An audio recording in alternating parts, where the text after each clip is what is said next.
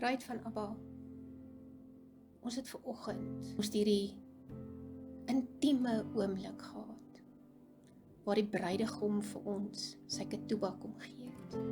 Dit was so 'n spesiale oomblik. Ons bruidegom het ons vanoggend geleer dat ons moet bedag wees op die goed wat ons sê.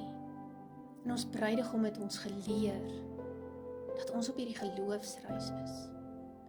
Dat ons aan hom moet vashou, dat ons in intimiteit saam met hom moet stap. En niks wat ek doen is uit my eie uit nie. Alles is van hom af. En ek wil jou graag nooi om by ons in te skakel en dat jy saam met ons op daai reis sal gaan. Klik gerus op die link onder in die comments en kom stap saam met ons op hierdie reis. Saam met Moses en die bruid.